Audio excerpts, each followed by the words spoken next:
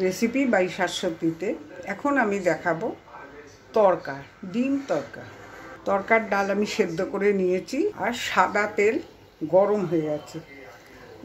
আমি দিয়ে দিচ্ছি রসুন কুচি আর পেঁয়াজ কুচি। পেঁয়াজটা ভাজা হয়ে এসছে, তার মধ্যে আমি একটু আদা দিয়ে দিলাম, আদা বাটা, আদা কুচিয়ে দিলাম না, বাটা দিলাম। এখন আমি দিয়ে দিচ্ছি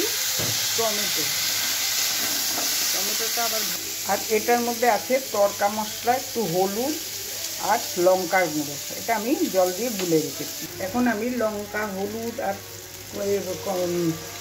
তরকা মশলাটা দিয়ে দিই।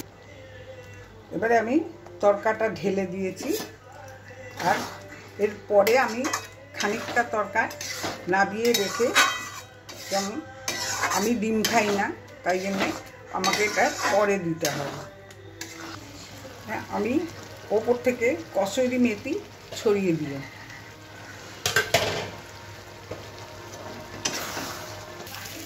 এর মধ্যে আমি ডিম দিয়ে দিয়েছি, একটুখানি নুন দিলাম। এবারে আমি ডিমটা ভালো করে ভেজে নিয়ে আর এর মধ্যে ডিমটা দিয়ে দিলাম। আমার রান্নাটা হয়ে গেছে।